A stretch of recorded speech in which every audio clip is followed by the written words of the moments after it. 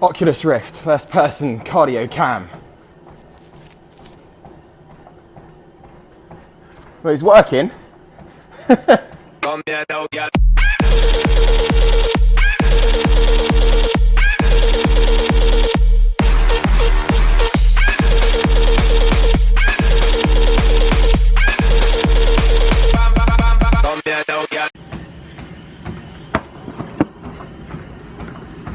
There we go, just looking for the most unflattering angle I can find on this treadmill. I think I found it. Right, I'm doing some steady state cardio. I don't like steady state, I prefer HIIT. Scientifically it's much better for fat loss, and it's more fun, and it's over faster, and you know the analogy of sprinter physique versus marathon physique, so I prefer sprinting. However, I'm training my legs twice a week at the moment. I can't really maintain sprinting in recovery, so I've kind of been relegated to a bit of steady state, so I'm just having to normally use the step mill, changing it up, having a walk on the tread. So today I wanted to talk about this question I get a lot, which is, hey Tom, I'm X age, X gender, X number of years training, X weight, should I cut or bulk? It's a common question because I think in the fitness industry today, everyone is shredded all of the time. Like all the fitness models and people on Instagram, they're always got their abs out, always absolutely, their skin is just like paper thin. I got news for you. For starters, particularly if you're a natural athlete, it's very, very difficult to maintain those levels of body fat. And if you do, you might end up losing lean muscle tissue. But what more often than not happens is when an athlete or fitness model or whatever gets in condition, they'll take a bunch of selfies in loads of different clothes and settings, and then just drip feed those out throughout the year. So they can actually still get to a more realistic level of body fat, 8 to 10, 12%, and still be uploading shredded photos. So for starters, don't keep comparing yourself to people on Instagram. Now, should you cut or bulk? If you aren't at the level, and this is a simple answer, if you would like more muscle, if you would like to add more muscle, you shouldn't be cutting.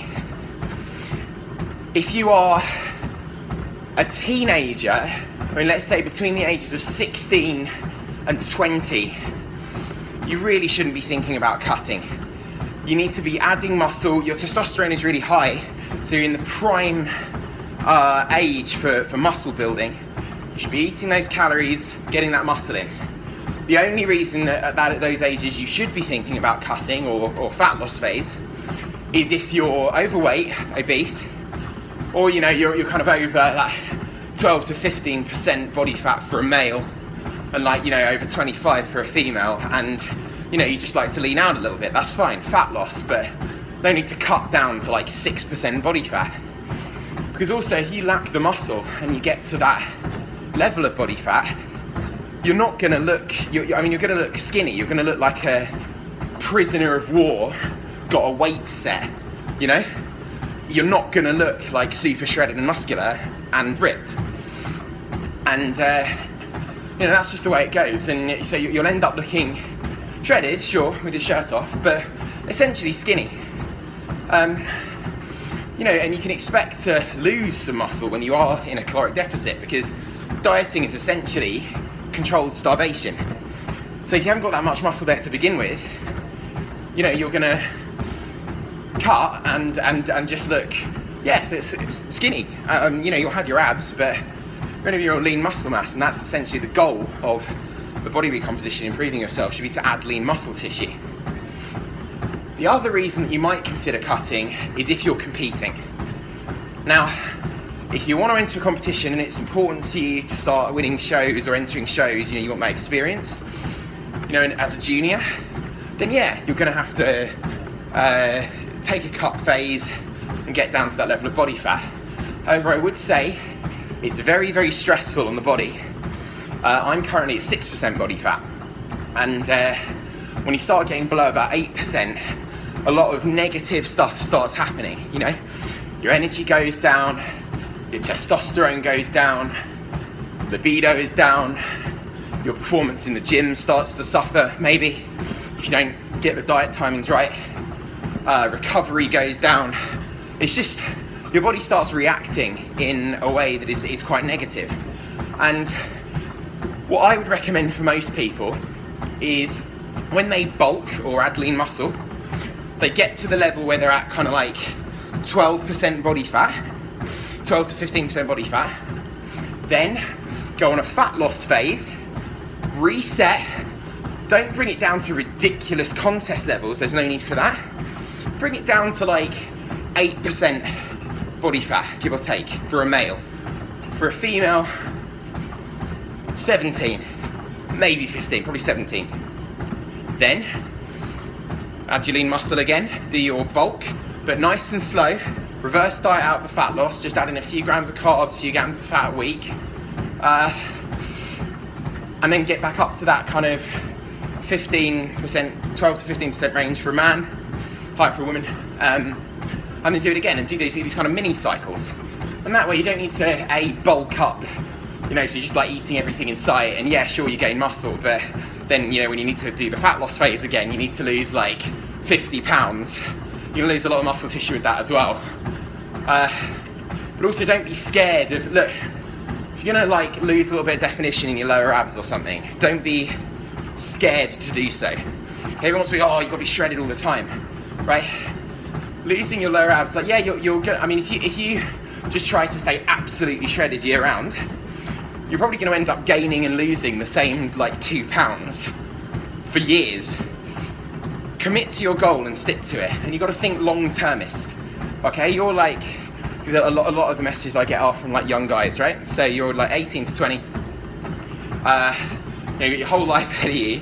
Think long-term. Think you want to have a good physique, a really great physique. You're building it over like 8 to 10 years, right? So, you know, doing these mini cycles and just focusing on muscle gain is what you should be doing. You're going to feel better, it's going to be better for your health, which at the end of the day is what it's all about. And you're going to look great. 8% to 12% for a guy, you're going to look great. And you know, I know a lot of people do it to look attractive for their significant others, shall we say. Girls aren't going to be able to tell the difference between you at 8% and you at 12%, most likely. If they can see a slight outline of abs, you've got a six-pack, you tick that box. And actually, in my experience, when you get super, super low, you know, to like 5% body fat and everything, veins popping out, a lot of people don't like that look. A lot of people think it's intimidating.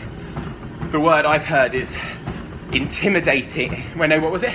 Approachable abs versus unapproachable abs.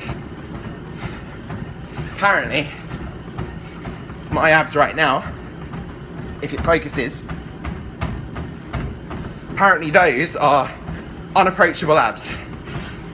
And approachable abs would be something I discussed it with some friends of mine, more in the region of like 12 to 15% abs, or 12% abs, so there you go. That's my 2 cents on the matter on whether you should cut or bulk. It does depend on where you're starting from, and in particular the lean muscle where you're starting from, but unless you are fat, or you know, unless you want to kind of reset to a more aesthetic place from which to build muscle at like 12 to 8%, you should probably just be focusing on adding lean muscle. Remember to subscribe for more of these gains. I'll see you in the next video.